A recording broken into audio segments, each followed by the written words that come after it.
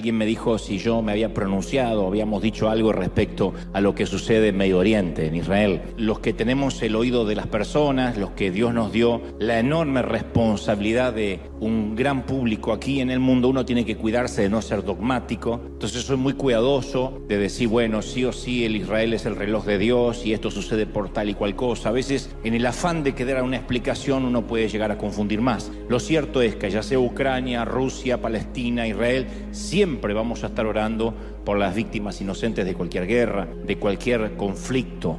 Claro que oramos por Israel, pero no oramos más que por cualquier otro país que el día de mañana pueda estar en conflicto o en guerra.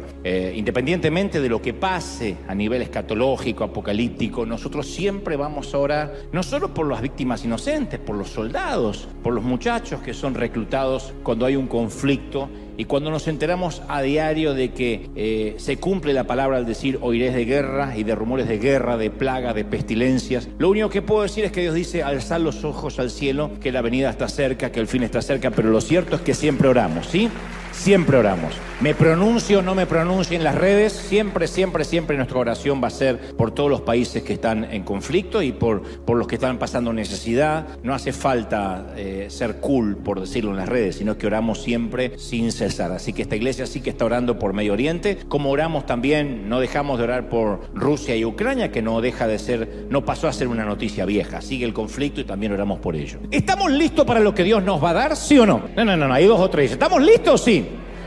Muy bien. En este año se cumplieron 2 décadas desde la tragedia del transbordador de Columbia, la nave insignia de la nueva flotilla de la NASA. En la mañana del 1 de febrero de 2003, cuando regresaba a la atmósfera de la Tierra, el transbordador se desintegró, a pesar de que habían hecho algunas misiones anteriores. Un trozo de puma aislante del tamaño de una maleta se había desprendido durante el lanzamiento 16 días antes y perforó una de las alas de la nave. Y el calor intenso del reingreso a la atmósfera hizo que los gases penetraran en el ala, lo cual ocasionó una catástrofe que mató a los 7 astronautas. Y los escombros cayeron a lo largo de Texas, de Luisiana, mientras que miles de personas observaban al cielo horrorizadas. Y varios años después se emitió un reporte conmovedor acerca de la destrucción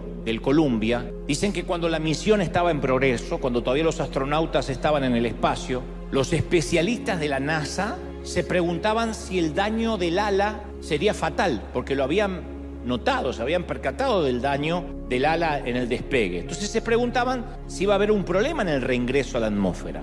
Y el director de aquel vuelo o de aquel proyecto, un tal John Harpole, concluyó con lo siguiente. Él dijo, si el ala está dañada, ya no hay nada que podamos hacer ahora. Los astronautas están en el espacio. Entonces sugiero que no le digamos nada a la tripulación, porque no pueden hacer nada. Es mejor que tengan un vuelo feliz. No podemos preocuparlos de antemano diciéndole que podrían morir inesperadamente al reingresar a la atmósfera, porque tampoco sabemos a ciencia cierta si esto es trágico. Así que no se lo digamos. De modo que la tripulación del Columbia nunca supo que era un caso perdido antes de que su nave espacial se desintegrara a 63.000 metros por encima de Texas. Esta gente nunca se enteró que tenían una sentencia de muerte. Entonces, cuando me llega esta noticia, cuando yo me entero de este reporte, hace muchos años, esta experiencia me presentó un dilema moral, como se los presentó a ellos. Digo, ¿qué haríamos nosotros si supiéramos que la tripulación está condenada a morir y fuéramos parte de la NASA? ¿Se lo hubiésemos dicho, aunque eso les hubiese ocasionado una angustia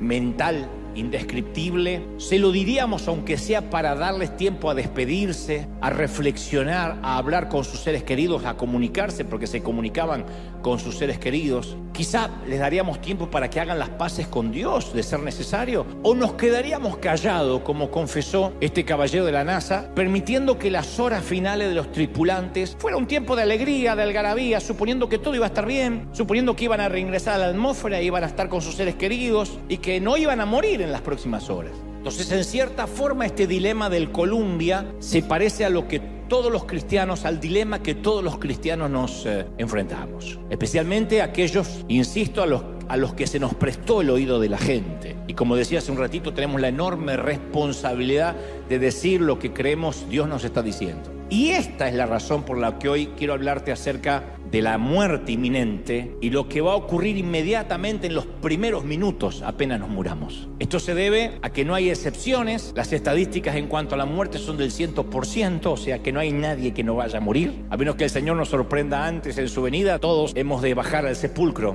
todos tendremos que desembarcar. Yo oí la historia acerca de un hombre que fue a su examen médico anual de rutina y cuando se va el médico le promete llamarlo con los resultados. Un par de días después le llega la llamada y el médico le dice: me temo, caballero, que le tengo muy malas noticias. Entonces el hombre se pone pálido y le dice al médico que continúe y le dice: bueno, es que le quedan 48 horas de vida. Pero eso no es lo peor. Y el hombre dice: ¿qué puede ser peor que esta noticia? Que me queden 48 horas de vida. ¿Qué puede ser peor? Dice: bueno, es que he estado tratando de llamarlo desde ayer. Y más allá del chiste malo, los médicos sí hacen este tipo de llamadas todos los días, pero no con algo risueño como esto, con este chiste macabro o sórdido, sino con noticias mucho más fatales, más sórdidas, ¿no? Y el tema de fondo es que acomodamos continuamente nuestra vida en torno a ignorar, evitar o reprimir el hecho más irrefutable del mundo, que todos vamos a morir y que tendremos que desembarcar en algún momento, que este vuelo se va a terminar, independientemente de la edad que tengamos. Aunque hagamos lo imposible por eludir ese acontecimiento, todos hemos de desembarcar. La pandemia durante el 2020 nos enseñó que la ley, nos recordó que la ley era pareja para todos, que no respetaba edades, estatus social, no respetaba estatus migratorio, que cualquiera podía dejar de respirar en cualquier momento. Cuando uno tiene que enfrentarse a la muerte, a veces tiene ese temor de decir: ¿y qué es lo que va a pasar? Aunque soy cristiano, ¿qué es lo que me espera?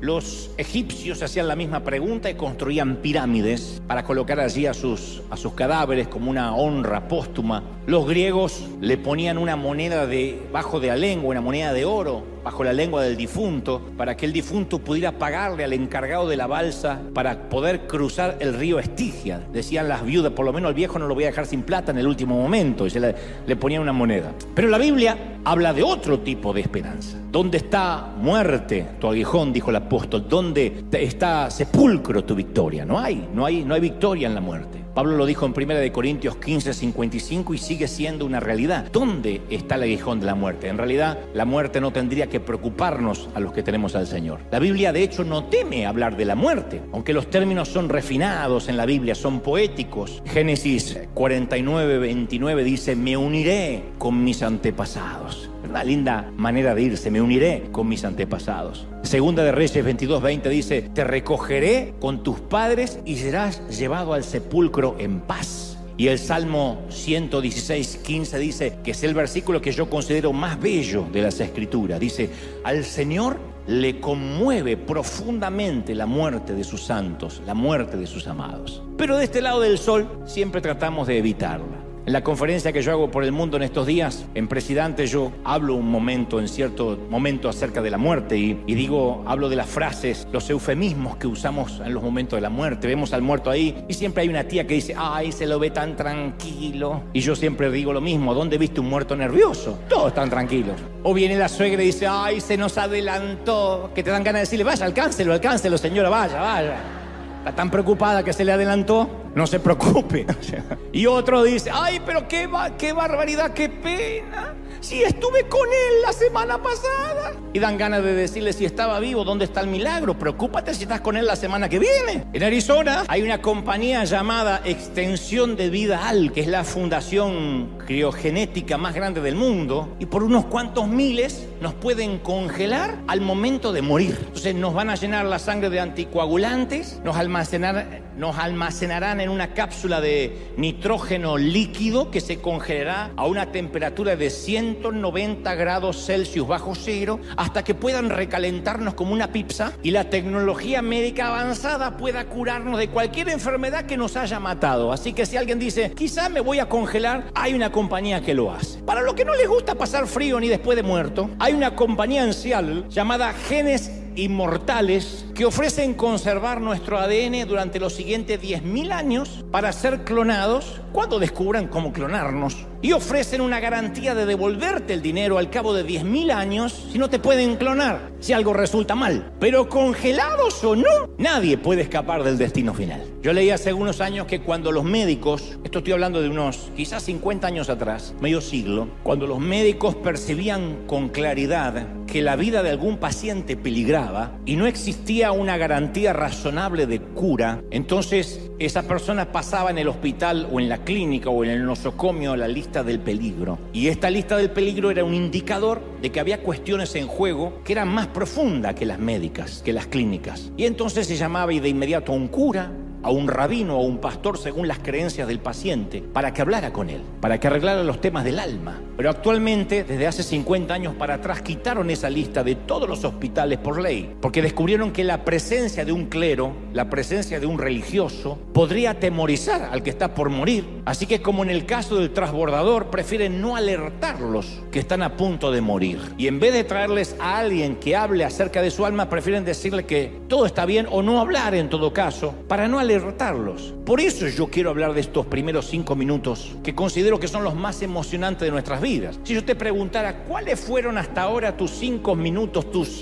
300 segundos más sorprendentes, más emocionantes que has experimentado. Y hay una gran posibilidad que si pudiésemos recordar, quizá hayan sido los primeros 5 minutos al nacer. El tema es que no tenemos memoria, pero estoy seguro que nada supera esos primeros 5 minutos a cuando nacimos. Porque después de 9 meses de nadar en una placenta oscura, solitaria, de pronto descubrimos que había un mundo alrededor. Y descubrimos colores, todo junto, colores, sabores, sonidos, sensaciones, gente.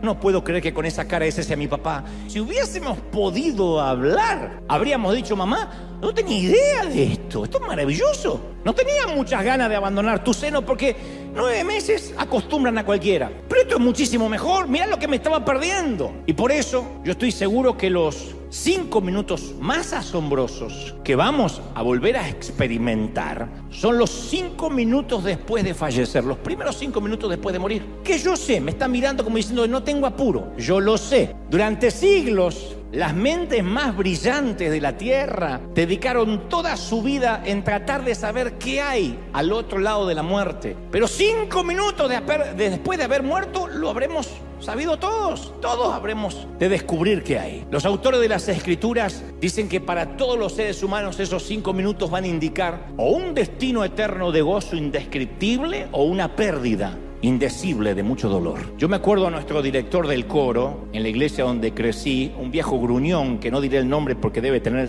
hijos y nietos. Dudo que él esté con vida todavía y no sé dónde estará, no sé si lo aguantaron allá arriba o no, pero cuando este director gruñón del coro se sentía frustrado por las pésimas voces de quienes creíamos que cantábamos pero en realidad estábamos ladrando, lo entiendo, y él, que era un eximio músico, tenía un oído absoluto, a veces perdía los estribos y decía: mejor que aprendan a cantar, porque en el cielo es lo único que vamos a hacer durante siglos. Y a mí en ese entonces la idea de cantar durante 10.000 millones de años bajo la dirección de este viejo no era la idea que yo tenía para decir: qué bruto, qué linda eternidad. No era lo que me gustaba. Otros decían que en el cielo iban a ser horas y horas de culto. Pero no eran este tipo de servicio, eran unos cultos de aguante. Y yo recuerdo que durante mi niñez, a veces el culto, el servicio se extendía por 4 horas interminables, porque el pastor decía: siento de que nos tenemos que quedar. Siempre se manejaba por el desfase hormonal del pastor, no por el horario. Y yo podía escuchar literalmente la voz de Dios diciendo: ya, pastor, deja ir a mi pueblo, libéralos. Por eso me aterraba esta idea de estar de culto continuo. Yo digo, lo que va a ser aburridísimo. Otros creen y consideran que el cielo va a ser como la Florida, un lugar para la gente retirada, con palmeras, cisnes, donde la gente toca el arpa y cuenta historias, las mismas. Una vez alguien me preguntó: yo necesito saber si va a haber fútbol en el cielo.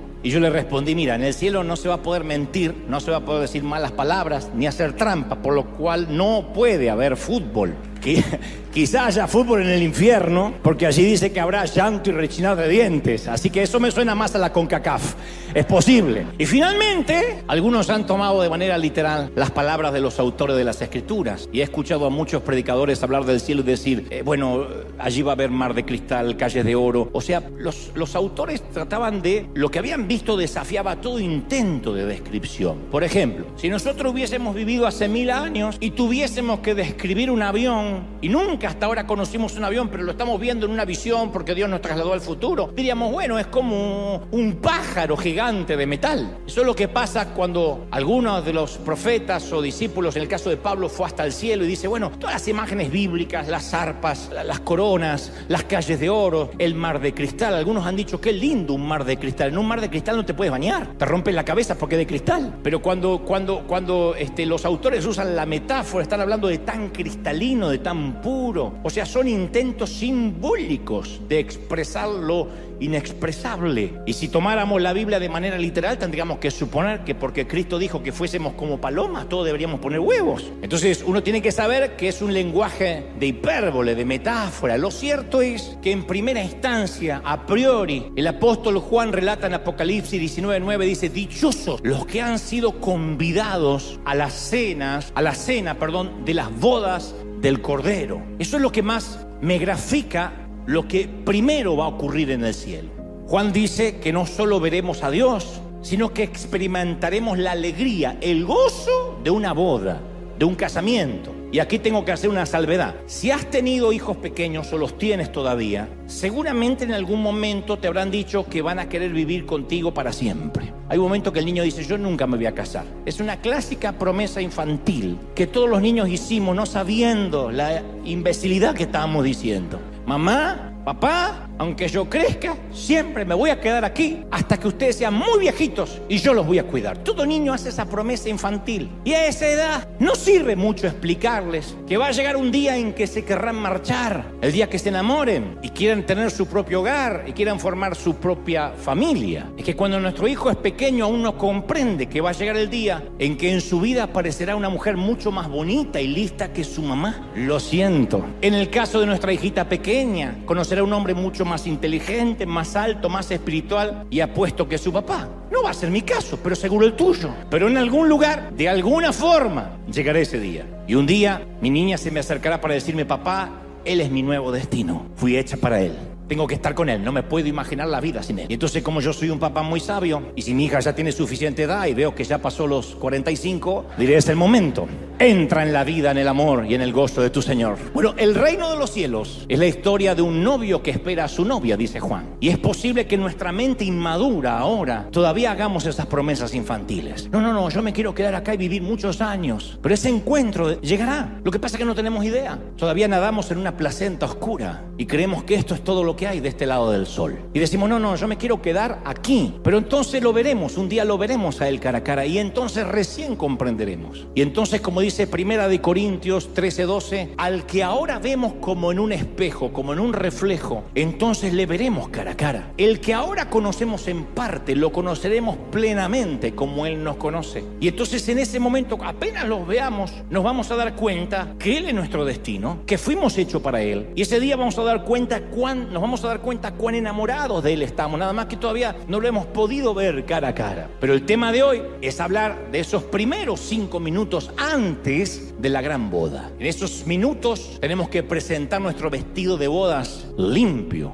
impecable, limpio de cualquier imperfección, de cualquier imperceptible mancha, porque es lo que quiere una novia. Una novia no se permite caminar hacia el altar con un vestido manchado. Haría un escándalo y la comprendo. Espero toda la vida ese momento y no quisiera que en las fotografías, que en el video quede retratado la dejadez o el descuido o el desdén de su vestido. Entonces esos primeros minutos antes de la gran boda, no voy a poder utilizar el tiempo en lo que sigue después. Supongo que eso me llevará a otro mensaje, pero antes de la gran boda habrá unos minutos de preparación para que nuestro vestido sea impecable. Yo te he contado en muchas ocasiones que mi mentor de oratoria ha sido este gran amigo y el muy estimado pastor a quien le mando un saludo ahora mismo, don Ítalo Frioli. Ítalo ha fundado 43 iglesias en Canarias y España. Además, hace 25 años que fundó, un poco más de 25 años que fundó una gran iglesia en Chile. Yo he estado en algunas ocasiones allí, primero cuando tenía su iglesia en el Holiday Crown Plaza y luego en un teatro.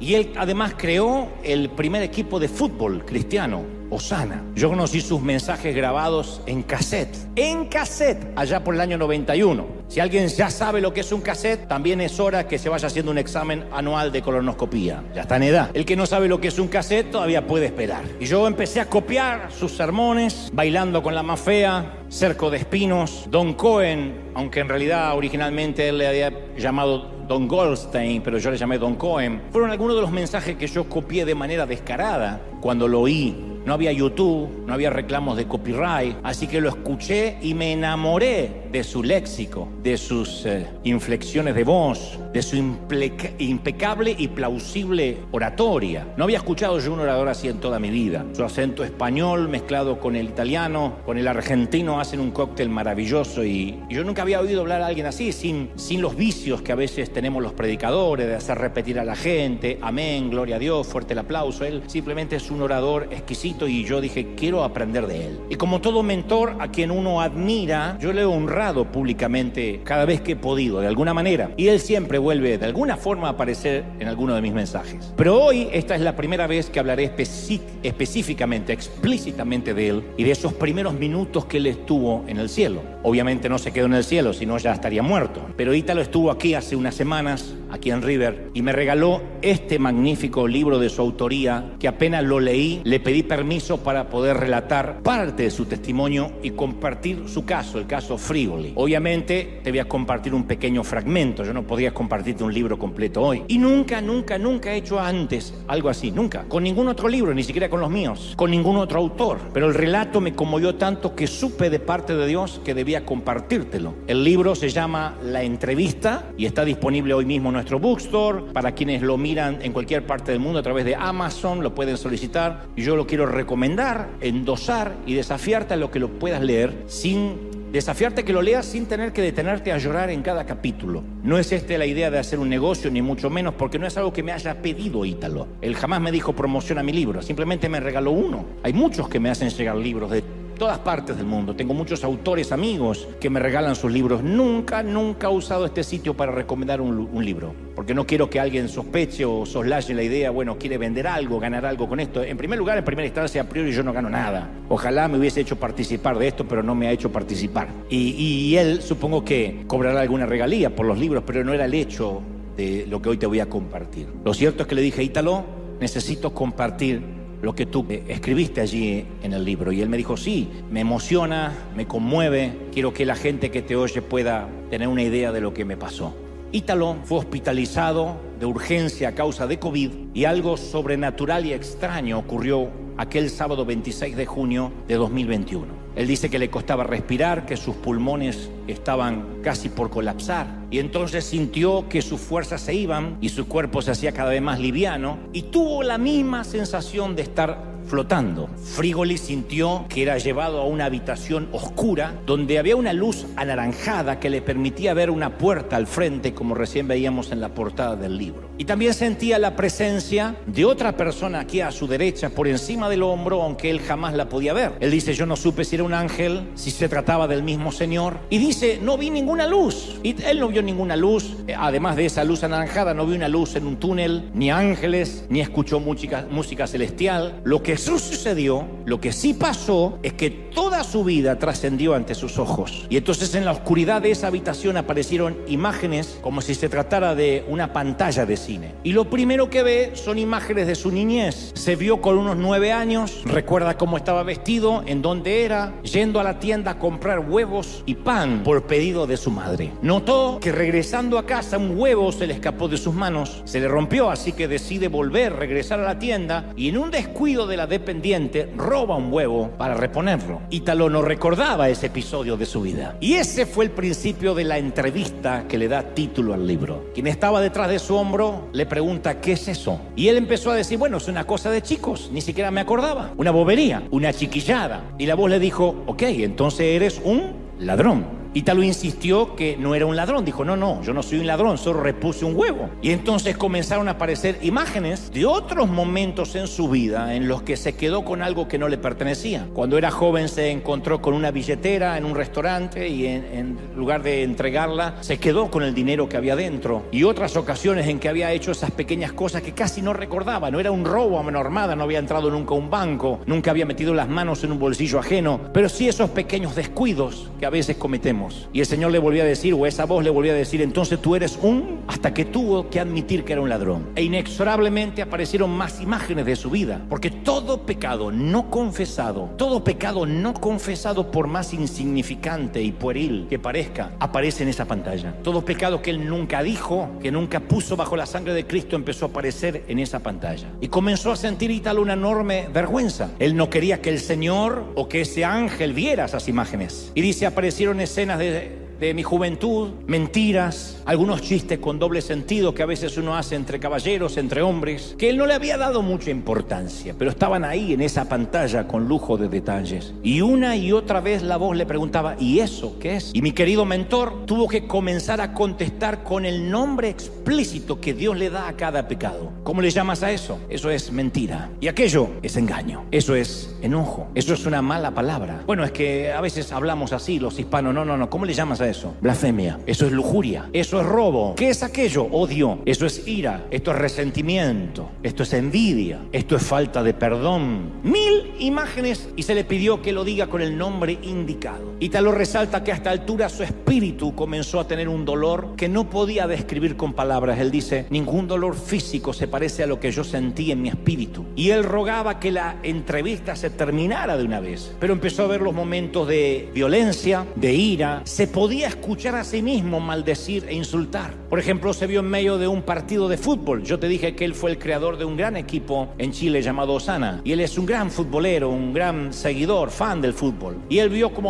en la pantalla, como miles de personas gritaban obscenidades contra un mal arbitraje. Le gritaban al árbitro que se muera y se acordaban de su familia. Y él vio cómo él se unió a esos gritos en medio de la euforia. Pero de pronto, de alguna forma, se le bajó el volumen a todo el resto del estadio para que solo pudiera escucharse su voz, su insulto al árbitro. Todo el estadio muteado y apareció su voz. Y luego aparecieron los momentos en que deseó la muerte a alguien. Vio las ocasiones en que mientras conducía maldijo a otros conductores. Se recordó, apareció en la pantalla cuando una mujer que cree que maneja hizo una maniobra imprudente y él le insultó con palabras y gestos. Cuando Ítalo me contaba esto y yo pensaba en mis chinos, a esta altura dije, no tengo posibilidad. Y el Señor o la voz le preguntó, ¿qué es eso? Y él quería decirles que eran palabras que se lleva el viento, que no significaban nada. Él es de descendencia italiana y los italianos siempre parece que están gritando o moviendo las manos ampulosamente. Es una costumbre también argentina, pero no pudo excusarse.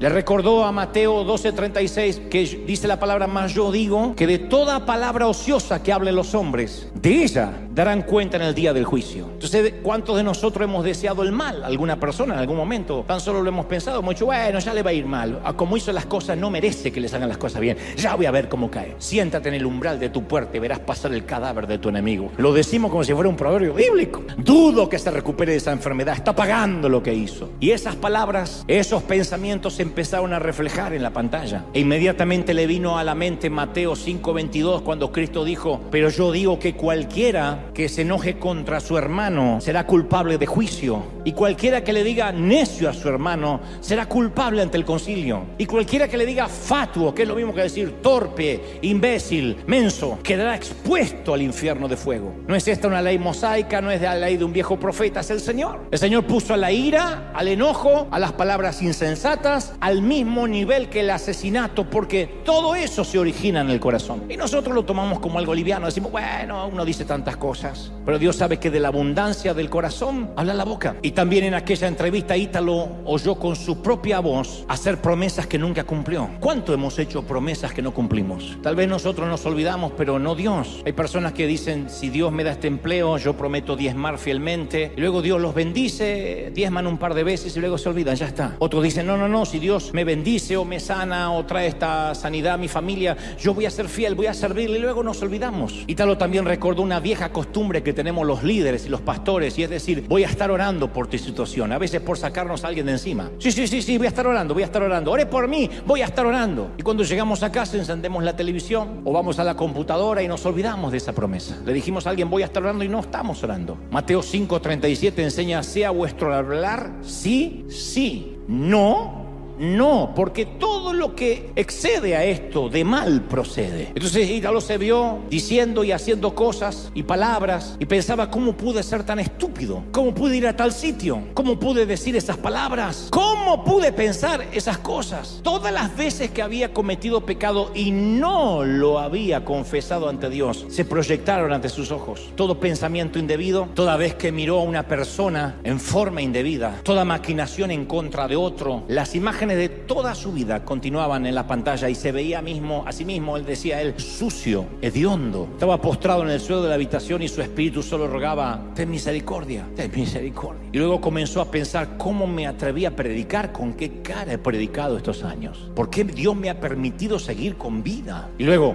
¿cómo es que Dios me llamó al ministerio? ¿Cómo me soportó en el ministerio? Y se vio a sí mismo tan vil, tan sucio, que todo lo que podía hacer era pedir que Dios lo perdonara, que tuviera misericordia. No había más excusas. La Biblia nos enseña que habrá dos juicios diferentes, uno para los cristianos y otro para los que desecharon a Dios. Y el juicio para los cristianos es el tribunal de Cristo, donde daremos cuenta por nuestras palabras, por nuestras acciones, por nuestras motivaciones. Y nuestras acciones y motivaciones serán examinadas, será un examen minucioso, y nuestros pensamientos, las intenciones, hasta las palabras ociosas que hemos dicho serán recordadas. Dice la Biblia más, yo digo que toda palabra ociosa, palabra holgazana, palabra que está de más, en el afán del chisme, que hablen los hombres, darán cuenta de esas palabras en el día del juicio. No es una hipérbole, no es una metáfora. Uno dice, ¿cómo toda palabra? ¿Cómo todo pensamiento? Toda acción, pero todo, ¿a qué se le dice todo? Y solemos pensar que es una hipérbole, como cuando le decimos a nuestro hijo, te he dicho 1000 veces que cierres la puerta. Obviamente no se lo hemos dicho 1000 veces. Exageramos para que le quede claro el mensaje. Te dije 1000 veces que haga la tarea. Y a veces pensamos que el Señor, cuando dice todo, está usando una hipérbole, así, una exageración. Él dice, no estoy exagerando, es cada palabra ociosa. Y todos nosotros usamos un espinel de palabras ociosas, más los hispanos. No sé si nos dimos cuenta que los pobres gringos tienen un solo insulto que usan para todo. Nosotros tenemos una creatividad. No sé si compiten y ganan los mexicanos o los argentinos, pero tenemos una creatividad que hasta la forma en que lo decimos puede ser un halago o un insulto. Yo he preguntado sobre palabras mexicanas y me dice, puede ser un halago o un insulto. Digo, ¿cómo puede ser un halago y un insulto? La misma palabra. Y me dicen, sí, no es lo mismo. Oh, ¿qué onda, güey? No es lo mismo. Y usamos otras palabras que no son insultos. Decimos, ¿te puedo ser sincero? ¿Te puedo abrir mi corazón? ¿Te puedo ser sincero? ¿Cuántas veces decimos, ¿te puedo ser sincero? Lo cual habla que normalmente mentimos. Alguien que me dice, ¿te puedo ser sincero? Me está pidiendo permiso para ser sincero por primera vez en su vida. Es un hipócrita. No me diga, ¿te puedo ser sincero? Se supone que eres sincero. O decimos, en mi humilde opinión. Nuestra opinión tiene que ser asertiva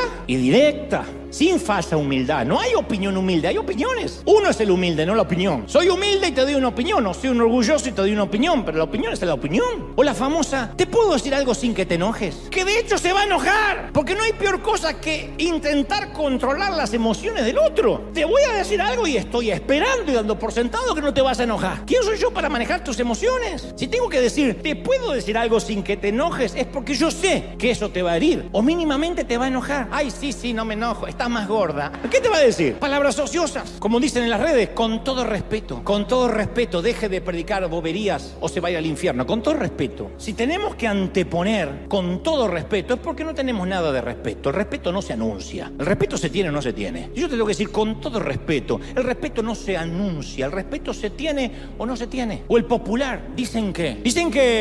¿Quiénes dicen? Dicen que esto que pasa en Israel. Dicen que la pandemia. ¿Quién? Dicen. ¿Qué noticia? En internet. O tenemos fuentes fidedignas, o estamos hablando de chismes, repitiendo rumores baratos. Y el Señor dice, toda palabra daremos cuenta. Habacuc dice, el profeta dijo que ni siquiera Dios puede mirar el pecado. Ezequiel es aún más directo y dijo, el alma que pecare, esa morirá. Y en el cielo no puede entrar sombra de pecado. A las bodas del Cordero no puede entrar sombra de pecado, porque eso traería muerte, y en el cielo no hay cementerios. Y como en el cielo no hay cementerios, no puede entrar por esa puerta que veía Ítalo sombra de pecado. Pero ¿qué hacemos nosotros? nosotros en nuestra vida cristiana lo relativizamos. Decimos, bueno, Él conoce mi corazón. Juzgamos al otro por sus acciones, pero nos autojuzgamos por las motivaciones. Decimos, ¿cómo pudo hacer tal cosa? Pero tú hiciste lo mismo. No, pero yo no quise hacerlo. Yo lo hice de corazón. O decimos, yo no vivo bajo la ley, vivo bajo la gracia. Pero terminan siendo excusas banales, porque a veces tenemos más temor de ser descubiertos por el pastor que por Dios. Y creemos que Dios es nuestro Padre, pero no creemos que es nuestro juez. Y entonces tratamos de pasar por la vida negociando con nuestros pecados. Y entonces esto se debe a que pensamos que porque alguna vez hicimos una oración del pecador, todos los pecados que cometamos de ahora en más ya no importan. Es cierto que el Señor murió por los pecados que hicimos, por los que estamos cometiendo ahora y por los que vamos a cometer, pero eso no nos exime de confesar y pedir perdón. Soy hecho nueva criatura cuando llego a Él, y a partir de ahí todos los días tengo que presentarme ante el Señor y cubrirme con la gracia. Claro que este es un mensaje de gracia, pero la gracia no viene por sí sola si yo no sé que estoy infringiendo la ley. Pablo dijo, ¿cómo valoraréis la gracia si no conocéis la ley? Si uno no sabe qué ley está infringiendo, la gracia no le va a tener ningún valor. Pasa como con nuestros hijos criados en este país. Si la mayoría no sabe lo que es la pobreza y no sabe lo que es la escasez, ¿cómo se va a transformar en un niño agradecido por lo que tiene? Lo más probable es que dé por sentado todo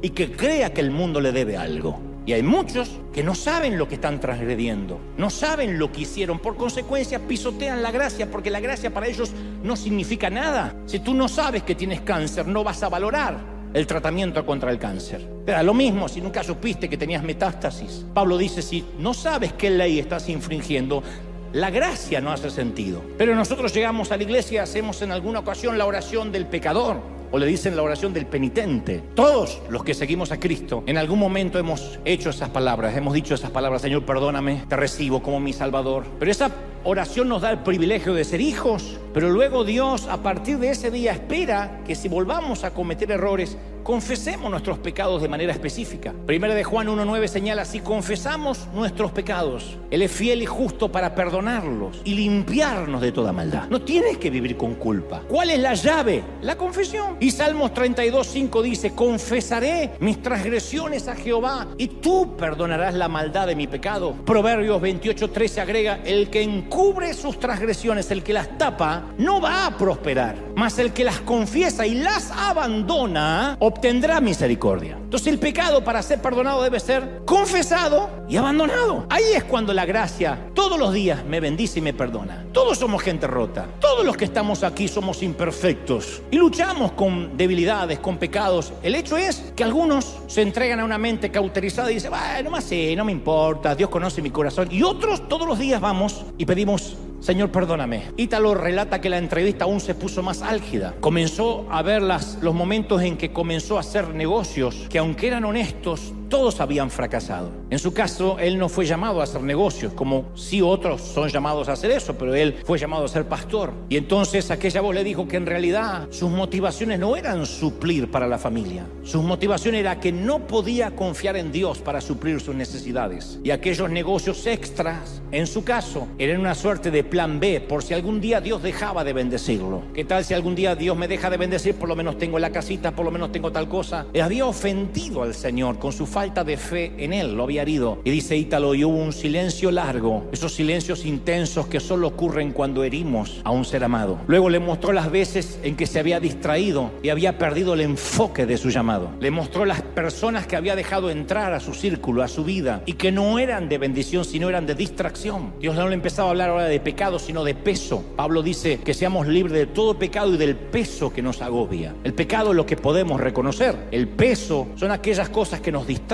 No son pecado etimológicamente, pero nos distraen, nos desenfocan. Ítalo solo le rogaba el perdón a Dios. Y no supo cuánto duró aquella entrevista, pero cuando terminó, dice, yo me sentí más limpio que nunca. Sentí un gozo indescriptible que no tuve en toda mi vida de cristiano, una euforia inusitada. Y todo ese dolor de su espíritu se transformó en una gran alegría. Sintió una enorme paz. Dice, tenía ganas de saltar, tenía ganas de correr, de gritar de alegría. Estaba eufórico, estaba exultante. Y cuando Frígoli me relata esta historia, le pregunté, dice, ¿y dónde queda la gracia? ¿Qué pasó con aquello que todo había sido perdonado y limpiado por la sangre de Cristo? Y él me dijo muy atinadamente, no, Dante, todo lo que alguna vez confesé y cubrí con la sangre no apareció en esa pantalla. Yo tenía muchos más pecados, pero eso no apareció, no estaba borrado. El Señor solo quería que confiese con mi propia boca lo que nunca había confesado, lo que había ocultado, incluso lo que había olvidado, o lo que relativizaba. Bueno, esto no es pecado, ¿quién no tuvo mal día? Todo pecado que le había perdido perdón al Señor alguna vez, jamás apareció en aquella pantalla, no existía, estaba en foja cero. Pero hasta que Él no nombró cada pecado por su nombre, con el nombre en que lo conoce Dios, no con las licencias semánticas que nos damos nosotros para que el pecado no suene tan feo. Él no le llama debilidad, Él no le llama error, Él no le llama a todo les pasa. Hasta que Él no confesó los pecados con el nombre que se lo conoce al pecado en el cielo, ese pecado no desapareció. Y los pecados no funcionan como las causas judiciales que luego de varios años sin movimiento prescriben la causa y se cajonea para siempre. Hay gente que ha salido libre, han descubierto que ha sido un asesino, pero luego de 20 años y entonces la causa está prescripta. Pero no así con el pecado, pecado no confesado, pecado que no es cubierto por la sangre, pecado que te ha de seguir por la eternidad, por pequeño que nos parezca, pecado que no decimos es una bobería, porque no estoy poniendo esto en un estante alto que nadie puede alcanzar. Estoy diciendo la única bobería es confesarlo. Lo único que quería el Señor es que lo confiese. ¿Cómo llamas a esto? Bueno, una chiquillada, no, a ver si nos entendemos. ¿Cómo lo llamas? Pero esto es una bobería. ¿Cómo lo llamas? Ladrón. ¿Y cómo le llamas a esta mala palabra? Bueno, es que los hispanos hablamos así. En Culiacán y en Buenos Aires, así hablamos. No, ¿cómo le llamas? Bueno, exabrupto. No es exabrupto. No aparece así en mi ley. ¿Cómo se llama? Momento de que no pude manejar mis emociones. Una alteración psicosomática. No, ¿cómo le llamas? Blasfemia.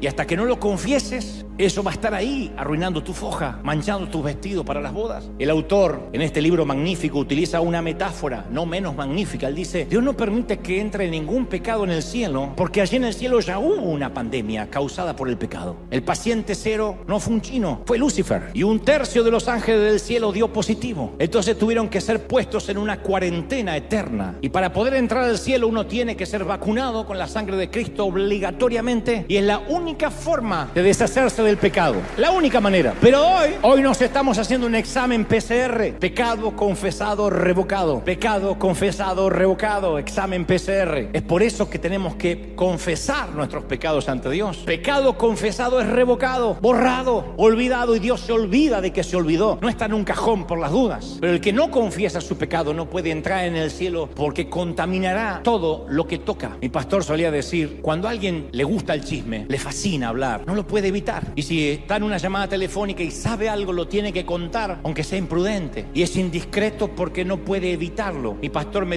alguna vez me dijo esta metáfora un tanto vulgar, pero nunca se me olvidó. Él dijo, es como una persona que tiene diarrea, pero que no la puede controlar. Y está sentado y donde se levanta del asiento mancha. Y luego se toca, se limpia la ropa y mancha. Y se está rascando así y te dice, Dios te bendiga. Y te mancha. Si ves al chisme como diarrea, como materia fecal, te das cuenta lo grave que es aún prestar los oídos para que te los manchen. Yo siempre oro para que el chisme sea erradicado totalmente de esta congregación, no porque estemos a un nivel de santidad inexplicable, sino porque no hay nada más hosco, más sucio, más hediondo, más pútrido que el chisme. Me enteré, me dijo que sea verdad o no sea verdad. No nos corresponde a nosotros ser jueces, ni hablar de nadie a los que no nos consta que tengamos que juzgarlos. Entonces cuando uno no confiesa, es puesto en cuarentena eterna, y Dios no puede permitir que el pecado, por más pequeño que sea, pueda entrar en el cielo. Algunos dicen, bueno, yo sé que tener esta elección sexual, esta inclinación, es pecado, pero es que yo nací así. Y por eso Cristo, sabiendo que podríamos decir eso, cubrió esas bases y dijo, no hay problema, tengo la cura. Te es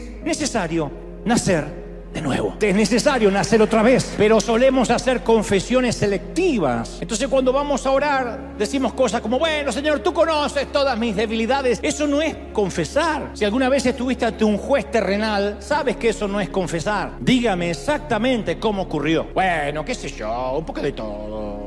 No, tienes que confesar. Eso irá a la carátula de tu expediente. Pero nosotros vamos ante Dios y seleccionamos los pecados que nos agradan y los justificamos en vez de confesarlos. Pecados que confesamos, pero hay otros que no, porque siguen siendo nuestros favoritos. Hay pecados que nos resultan atractivos. Hay algunos que son hediondos, pero hay otros que nos resultan atractivos. Y entonces seguimos viviendo en inmoralidad. Seguimos chismeando, seguimos mintiendo, seguimos ingiriendo pornografía. Hay una encuesta reciente de una encuestadora muy importante, Barna Group, que arrojó que el 77% de los cristianos, tanto hombres como mujeres, miran pornografía por lo menos una vez al mes. El 36% ven pornografía a diario. El informe revela que el 57% de los pastores admitieron en algún momento luchar con pornografía o lo están haciendo actualmente. El 90% de los líderes opina que la pornografía es un problema mayor que en el pasado. Y la mayoría de los líderes evangélicos reconoce que su consumo de pornografía afecta negativamente su ministerio, su familia, sus hijos. El 68% de los pastores que lo practican reconocen sentir mucha vergüenza y más de la mitad viven con el constante temor de ser descubiertos. Mateo 5:28 dice: yo digo que cualquiera que mira a una mujer para codiciarla ya adulteró con ella en su corazón. Entonces, cuando Dios le pregunta a Ítalo sobre sus pecados no confesados, usó los nombres que están en la Biblia y no los nombres inocuos, inofensivos que a veces le damos nosotros para que no suenen tan mal. Hay pecados que confesamos y están aquellos que cobijamos en nuestro corazón porque los queremos seguir practicando. Insisto, para que quede claro, los pecados que Ítalo confesó alguna vez, los que estuvieron desde la cruz para atrás, desde que él aceptó a Cristo, desde muy niñito, desde antes que se le rompiera aquel huevo y fuera por otro. Todos los pecados anteriores a eso que él había confesado no aparecieron en la pantalla. Incluso los pecados de adulto que él confesó no aparecieron, pero por alguna razón los que no lo hizo aparecieron centenares de ellos. Finalmente Ítalo dice que al final de aquella entrevista fue hacia la misteriosa puerta para poder abrirla, pero en ese momento aparecieron diferentes cosas que no había terminado aquí en la tierra, cosas que no vienen al caso hoy, pero están graficadas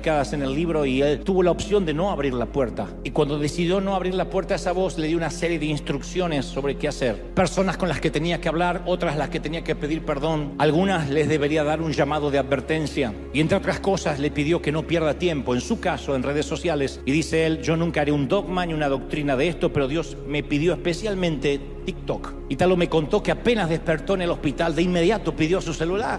No pidió hablar con su esposa, con su celular rápido, y quitó esa aplicación ahí mismo porque era lo único que podía hacer en ese momento en la cama. Todo lo demás iba a hacer cuando se repusiera. Dice él: yo no haré una doctrina de esto, no voy a predicar por allí diciendo TikTok es satánico necesariamente, pero en mi caso me causaba distracción y no lo dudé. No está haciendo una doctrina, digo, pero el pedido fue específico: distracción. Todos en algún momento hemos hecho algo estúpido, todos. Frigoli confiesa que estando en esta entrevista se dio cuenta de la cantidad de cosas estúpidas que había hecho toda su vida. Siendo cristiano, ¿cómo pude haber hecho tal cosa? ¿Cómo pude tomar esa decisión absurda? ¿Cómo a veces no nos damos cuenta que por no confesar nuestros pecados estamos obligados a vivir con las consecuencias de esas decisiones? Por no confesar.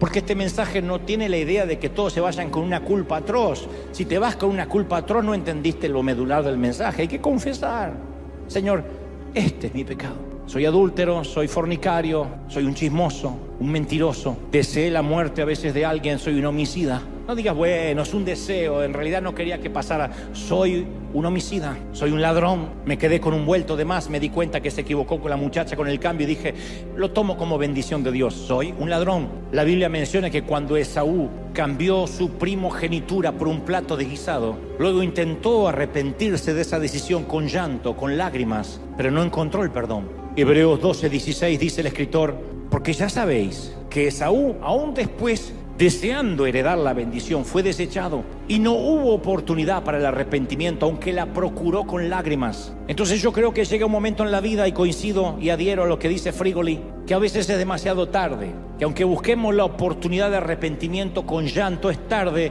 pero no tarde porque la gracia se ha acabado, no se ha acabado todavía de este lado del sol. Es tarde para aquellos que sabiendo hacer lo correcto no lo hacen, e igual siguen en inmoralidad. Y a veces una respuesta emotiva un domingo, levantar las manos, no es un cambio de mente, porque las lágrimas no siempre son el indicador de un cambio interior. Las lágrimas a veces pueden ser de remordimiento, no de arrepentimiento. Las lágrimas de remordimiento es sentirme con culpa Las de arrepentimiento es sentir vergüenza ante el Señor. Dame una oportunidad. ¿Y cuántas veces hemos visto a gente con lágrimas decir, no lo vuelvo a hacer nunca más?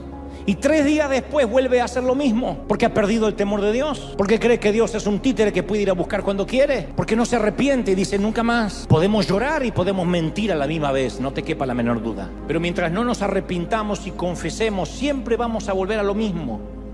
Y si no renovamos la mente, nunca vamos a cambiar de vida. Nada es tan poderoso como una mente renovada. Entonces no te permitas volver a lo mismo, no nos permitamos volver a lo mismo. Proverbios 26:11 dice, como perro que vuelve a su vómito, que se come su propio vómito, es el necio que repite su necedad. Ítalo tuvo la oportunidad de volver a la vida otra vez, pero eso no nos garantiza que nosotros tendremos la misma oportunidad. Yo creo que Dios permitió esa experiencia en él para alertarnos. Ítalo tuvo la oportunidad de confesar y arrepentirse por cientos de pecados que él no había confesado, pero eso tampoco nos garantiza que nosotros tengamos esa misma oportunidad. Lo cierto es que en este momento todos nosotros somos los tripulantes del Columbia y en cualquier momento nos tocará entrar en la atmósfera celestial. Y debo confesarte que el ala de nuestro transbordador está dañada.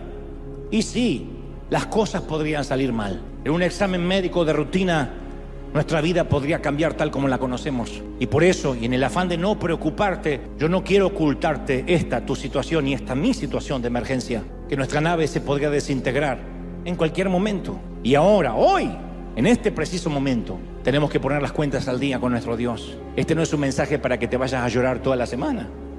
Es un mensaje para decir, yo me voy a cruzar esta puerta con alegría, con el mismo gozo que tuvo Ítalo cuando confesó el pecado. Entonces vamos a tomar un tiempo para decir, ahí, a donde tú estás, no te estoy pidiendo que se lo digas a nadie, solo a Dios. Señor, este es mi pecado. No le busques nombre, no busques excusa, no te está preguntando el por qué. Dios dice, tan solo dime el nombre y mi sangre lo cubrirá. Pero si no está claro el nombre de tu pecado, mi sangre no lo puede cubrir. Yo no cubro brotes psicóticos. Mi sangre no cubre momentos de debilidad que tú ya sabes. Mi sangre cubre pecados. Y si tú quieres ser limpio de todo pecado, estamos a una oración de distancia, a un paso de pedir perdón, aquí y en casa. Cuando Ítalo me contó esto, en vez de escuchar música en el automóvil, me dediqué a recordar pecados. Señor, ahora me acuerdo de esto, nunca hablamos de esto. Y también me viene a la mente esto otro, y Espíritu Santo, ayúdame, como decía David, aún de pecados que me fueron ocultos, que no me di cuenta. Y no para sentirme culpa y hacerme sentir un gusano. El Espíritu Santo inmediatamente